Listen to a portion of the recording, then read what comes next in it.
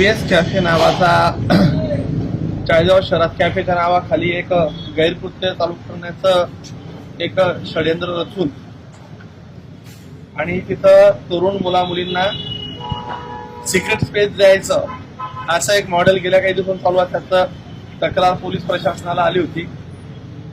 स्वतः आपल्या शहराचे पोलीस निरीक्षक पाटील साहेब स्वतः आल्यानंतर इथं आल्यानंतर एक चित्र असं लक्षात आलं की पडदे लावून तिथं त्यांना प्रायव्हसी रूम करून प्रायव्हसी जागा करून दिली होती आणि कॅफेमध्ये पूर्ण अंधार करून त्यांना बसू द्यायचं.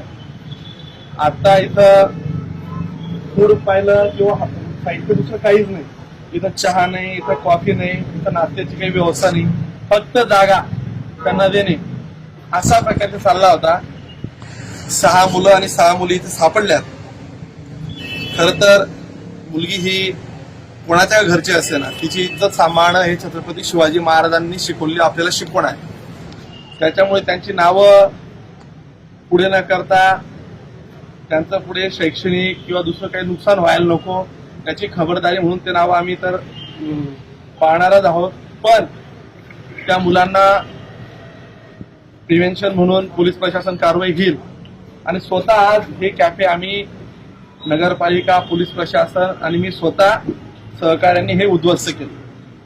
चाळीसगाव शहरामध्ये परिसरामध्ये असे काही चुकीचे गैरकृत्याचे व्यवहार किंवा काही लक्षात येत असेल तर ते केव्हाही जाऊन अशाच पद्धतीने तोडफोड होईल. गरज पडली तर बुलडोजर सुद्धा त्या बिल्डिंगला तात्काळ लावलं जाईल. कारण की शेवटी शहराचा लोकप्रतिनिधी म्हणून राजकारणाच्या पलीकडे माझ्याकडे काही जबाबदाऱ्या आहेत. त्या जबाबदाऱ्या मीही पार पाडेल. पोलीस प्रशासन, नगरपालिका प्रशासन देखील त्याला सहकार्य करणार आहे. या निमित्तानं पालकांना माझी एकच विनंती असेल, आपला आणि मुलगा आणि मुलगी काय करतोय याची जरा आपण व्यवस्थित माहिती ठेवली पाहिजे. 67 ते 66 मुली पळून जाण्याचं प्रकरण आत्ता जवळजवळ आम्ही पाहिलं. रोज अनेक घटना घडत आहेत. प्रत्येकच मुलगा आणि मुलगी अशी असते असं नाही, पण एक खातरदारी म्हणून मुलांना विश्वासात घेऊन त्यांचं काउन्सिलिंग केलं पाहिजे. आजचं हे प्रकरण म्हणजे हे चाळीसगाव शहराला लागलेली कीड आहे. असा कुठलाच प्रकार मी काय आम्ही कोणीच सहन करणार नाही एवढं सांगतो. दादा, नगरपालिकेच्या हाकेच्या अंतरावर हे कॅफे चालतं. अनधिकृतपणे हे कॅफे या ठिकाणी सुरू होतं. पोलिसांना यावेळेस 3ऱ्यांदा कारवाई करावी लागली, मात्र एकहीदा नगरपालिकेने त्या ठिकाणी कारवाई केली नाही.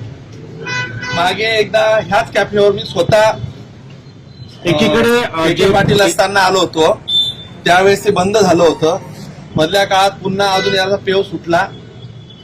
या कॅफेला असे काही असतील तर ते तात्काळ नगरपालिका प्रशासनाला मी सांगेल आणि यामध्ये जर कोणाची इन्व्हॉल्वमेंट असेल त्या अधिकाऱ्याचं निलंबन देखील केलं जाईल. नगरपालिका प्रशासन विभागात अतिक्रमण विभागाचे जे अधिकारी असतील त्यांना या संदर्भात कारणे दाखवा नोटीस देऊन आणि त्यांची जर चूक असेल तर त्यांचं देखील निलंबन मी त्यांना सीओना कलेक्टरांकडे प्रस्तावित करायला सांगतो. यामध्ये नगरपालिकेचा रोल किती होता हा देखील तपासावा लागेल. बघा, या प्रकरणामध्ये हा प्रकार करणारी एक प्रवृत्ती वेगळीच आहे. तो जागा मालकालाही कदाचित माहिती नसेल, पोलिसांनाही तो प्रकार माहिती नसेल, नगरपालिकेला पण ह्या प्रकारे ही जागेचा वापर असा होतो आहे हे कदाचित माहिती नसावं. या संदर्भात त्यांना मी तात्काळ सूचना सांगणार आहे आणि अशा प्रकारचे ज्या ज्या ठिकाणी म्हणजे अशा संदर्भातले व्यवसाय चालत असतील तिथं तात्काळ कारवाई आणि याच्या पुढे स्वतः मी एखाद्या दिवशी JCB घेऊन ते उखडणार आहे.